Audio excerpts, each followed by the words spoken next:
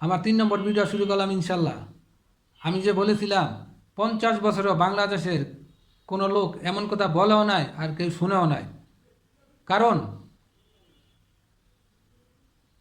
এই বাংলাদেশে 6 থেকে 7 কোটি লোক জাহান্নামের রাস্তায় দাঁড়িয়ে আছে। অবশ্যই কোনো কারণ আছে। এই কারণটা হলো বাংলাদেশে কোনো এলাকায় 50%, কোনো এলাকায় 60%, কোনো এলাকায় 70% আল্লাহর কোরআনটা পড়তে পারে না। এই মুসলমানগুলা কী দিয়ে নামাজ পড়ে? অবশ্যই কোনো বাংলা নামাজ শিক্ষা, বাংলা কোরআন শরীফ থেকে সূরাগুলি দিয়া তারা নামাজ পড়ে। কিন্তু এই 6 থেকে 7 কোটি লোক তাদের নামাজ হয় না। কারণ তারা নামাজের শর্তই পড়ে না। কারণ নামাজের শর্ত যে সূরাটা নামাজ পড়বে সেই সূরা সহি শুদ্ধ হতে হবে, তা না হলে তাদের নামাজ হবে না। এই কথাটার প্রত্যেকটা কথা সারা বাংলাদেশের আলেম বিশ্বাস করে এবং মানে। আর এই লোকগুলোর তো নামাজ হইল না, তারা কি করে জান্নাতে যাবে? সেই জন্য বলছি তারা জাহান্নামের লাশ প্রান্তে দাঁড়িয়ে আছে, মারা যাবে আর সাথে সাথে জান্নাত। আর যারা বিগত এই বাংলা সূরা দিয়া নামাজগুলি পড়ছে তারা জান্নাত আযাব ভোগ করে, তাদের নামাজই হয় না। তাদের নামাজ তাদের ফেরেশতা তাদের কাছে রেখে গেছে, তার কেমনে তারা জান্নাতে যাবে? জান্নাতের চাবি নামাজ। এই চাবিটা কোথায় সংরক্ষিত আছে? এই কোরআনের মধ্যে। এই সূরাগুলি ছাড়া কি আপনি নামাজ পড়তে পারবেন? আর এই আল্লাহর কোরআন ছাড়া কোনো লোক জান্নাতে যেতে পারবে?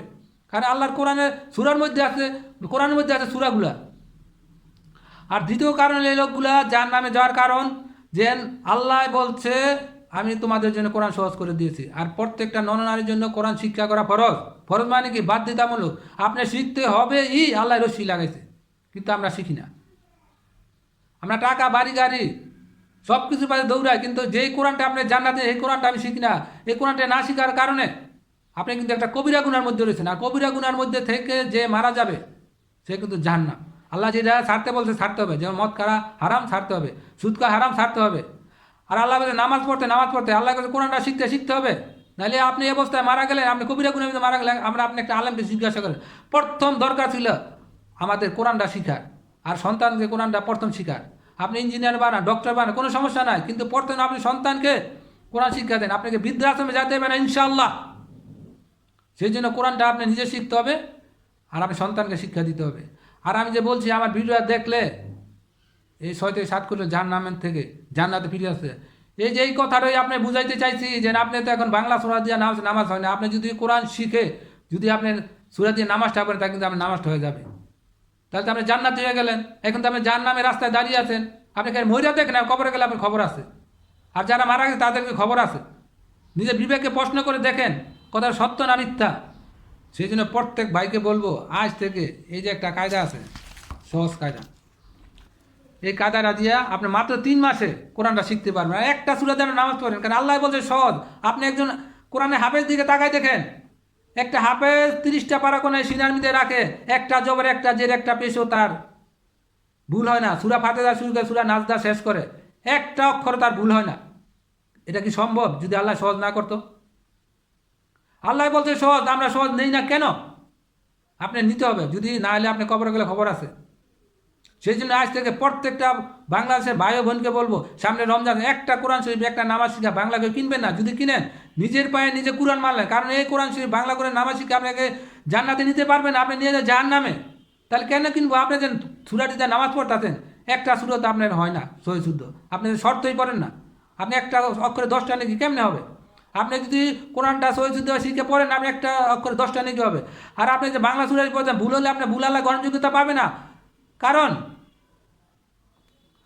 আপনি তো সই শুদ্ধ না, কেমনে আপনি গ্রহণযোগ্যতা পাবে? আল্লাহ বলছে কোরআন থেকে আরবি থেকে শিখে তুমি পড়ো, আর আপনি তো বাংলা সূরা পড়তেছেন। আপনি যদি কোরআন শরীফ শিখা অবস্থায় ভুল আছে, ভুল হইলে আপনি আল্লাহ মাইনে নিত। আর এর হাদিস আছে যে আপনি ডবল সওয়াব দিবে আল্লাহ, কারণ ভুল শিখার মধ্যে ভুল আছে। আর আমি জানি না আমাদের যে প্রধান উপদেষ্টা ডক্টর ইউনূস সাহেব আল্লাহর কোরআনটা পড়তে পারে কিনা। যদি পড়তে না পারে সে একদিন মারা যাবে, তার কিন্তু খবর হবে আরও বেশি।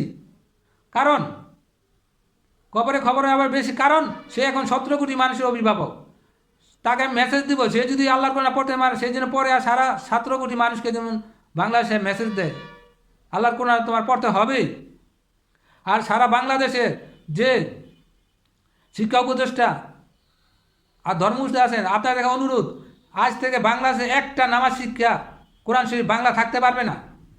আর পুরাণ যেটা সব উঠে নিতে হবে। আর থাকবে যদি তারা প্রত্যেকটা পাতায় না প্রত্যেকটা পৃষ্ঠায় লেখে যে আমরা যেন এই বাংলা আরবিতে বাংলা করে সুরাগুলি আঁকিলে দিলাম বাংলায়, এই সুরা আয়াত দিয়ে আপনি নামাজ পড়বেন না, যদি নামাজ পড়েন তাহলে আপনার কিন্তু নামাজ হবে না, আপনি আল্লাহর কাছে গুনাহগার, গুনাহগারের জায়গা জান্নাতে হবে না, গুনাহগারের জায়গা বা জাহান্নামে। এই কথাগুলি প্রতিটা পৃষ্ঠায় লিখতে হবে, তাহলে তারা বাজারজাত করতে পারবে। আর নাহলে করতে পারেন। এই সংস্কারটা আপনি করতে হবেই, রস্যই লাগাইলাম। কারণ যদি আর না করেন আপনারা, তাহলে আপনারা একদিন কিন্তু মারা যাবেন। কাল হাসরের ময়দানে আল্লাহর কাছে সবচেয়ে কঠিন জবাব দিতে হবে। তুমি এই চেয়ারে বসা ছিলা, তুমি এই সংসার করতে পারতা, করলা না কেন? কারণ আপনি বিবেকে প্রশ্ন করে দেখেন, আপনি অনুসন্ধান নেন। এই বাংলা অনুবাদ, বাংলা কোরআন শরীফ, নামাজ হয় না, নামাজের শর্তে পড়ে না, তাহলে বাংলাদেশে কেন থাকবে? এই মানুষগুলা তারা গুমরা করে রাখছে। আমরা ছোট থাকতে কোরআন শরীফ যখন মসজিদে পড়তে যাইতাম, তখন আমাদের প্রথম অবস্থা কায়দা দেয় না, আমাদের 10টা সূরা মুখস্থ করাইছে, সূরা ফাতিহা দিতে, সূরা আলাম তারা বন্ধ। কিন্তু এই যে এরকম বাংলা সূরা বাইর করে তাদের গুমরা করে রাখছে, তারা যদি বাংলা সূরাগুলি না বাইর করতো, তাহলে এই লোকগুলাও যারা জাহান্নামের রাস্তায় দাঁড়িয়ে আছে, তারা কিন্তু 10টা সূরা অবশ্যই শিখতো। আর একটা আলেম যদি কাউকে সূরাগুলি শিখাইতো, তাহলে সই শুদ্ধভাবে শিখাইতো। আর সই শুদ্ধ সূরা দিয়ে নামাজ, তাদের নামাজটা হয়ে যেত, নামাজ জন্য তার অন্তত জাহান্নামে যেতে হতো না। এখন তো তার জাহান্নামের রাস্তায় লাস্ট প্রান্তে। যদি আমার কথা তারা না শোনে, এই কোরআনটা না শিখে, এই কোরআন সূরা দিয়া যদি নামাজটি না পড়ে, তাহলে কবরে গেলে অবশ্যই খবর আছে। আর আমার চতুর্থ ভিডিওটা থাকবে, 4 নম্বর ভিডিও থাকবে প্রবাসী 1,25,00,000 ভাই বোনদের জন্য। এই 1,00,00,000 প্রবাসী 25,00,000 সবাই ভিডিও দেখতে হবে, রশি লাগাইলাম। কারণ কিছু কুলাঙ্গার বাংলাদেশে আছে, এদেরকে আমি যারও সন্তান বলি। এই যারও সন্তানেরা আমরা কত কষ্ট করি প্রবাসে, যেই কষ্ট করি পৃথিবীর কোনো মানুষ দেশে থেকে এই কষ্ট করে না। পৃথিবীর মানুষ যারা দেশে থাকে তারা কষ্ট করে একটা, আর প্রবাসীরা কষ্ট করে 2টা। যারা যার যা দেশে কষ্ট করে তারা কিন্তু কষ্টটা শেষে যখন ঘরে ফিরে যায়, সন্তানের মুখ দেয়, স্ত্রীর মুখ, তখন কষ্টটা তার কষ্ট থাকে না। কিন্তু প্রবাসী যারা কষ্ট করে ঘরে ফিরে যায়, যার যার ক্যাম্পে ফিরে যায়, তখন কিন্তু ঘরটা দেখে হাহাকার থাকে, তাদের একটা কষ্ট থাকে, তার সন্তান স্ত্রীর কাছে পায় না। এই কষ্টটা একমাত্র প্রবাসীরা জানে, আর একমাত্র আল্লাহ জানে। এই কষ্টের টাকাটি বাংলাদেশে রেমিটেন্সে পাঠায়। আর এই রেমিটেন্সের টাকাটা যদি বাংলাদেশে না যাইতো, তাহলে আমরা এখন চাল খাই 60 টাকা কেজি মিনিকেট, 160 টাকা কেজি খাওয়া লাগবে। আর এই টাকাগুলি দিয়ে আমোদ ফুর্তি করে এই কুলাঙ্গার যারা সন্তানেরা আমাদের স্ত্রীর সাথে পরীক্ষা করে, অনেক স্ত্রী ভাগায় নিয়েও যায়, অনেকের আছে স্ত্রী আছে তারপরে এই কাজটি করে। সেই জন্য এই আসিফ নজরুল স্যার এখন আইন উপদেষ্টা আছে, তাকে দিয়ে আমরা একটা আইন পাস করাবে, একটা সংস্থা করাবো। আমাদের প্রবাসী স্ত্রীদেরকে পরীক্ষা করবে, দূরের কথা বেকার চোখে তাকাতে জন্য কোনো সাহস না পায়, এমন একটা আইন পাস করবো ইনশাল্লাহ। আপনারা এই 1,25,00,000 প্রবাসী আমার সাথে থাকবেন ইনশাল্লাহ, দেখবেন চতুর্থ ভিডিও আমরা কি বলি, আমি কি বলি, আপনারা সাথ দিবেন ইনশাল্লাহ। এই আইনটা করতে হবেই, কারণ আসিফ নজরুল স্যার বলেছে আমি প্রবাসীদেরকে যে কোনো সুযোগ সুবিধা দিব। আমরা এয়ারপোর্টে 5 মিনিটের সুযোগ চাই না, আমরা এই সুযোগটা এই সংসার প্রথম চাই। এরকম একটা আইন পাস করতে হবে যে প্রবাসীর স্ত্রীর সাথে যে পরকীয়া করবে, যদি বিয়েস্তা লোক হয় তাহলে সে 14 বছর জেল, আর অবিবাহিত হলে 12 বছর, আর স্ত্রী যে পরকীয়া করবে তার 7 বছর জেল। কোনো জামিন নাই, জামিন ছাড়া একদিন আগে জামিন হবে না, জামিন দিবে, রেমিটেন্স বন্ধ থাকবে। সেভাবে একটা ভিডিও থাকবে, সবাইকে দেখার আমন্ত্রণ রইল। আসসালামু আলাইকুম রহমতুল্লাহ বারকাতুহু।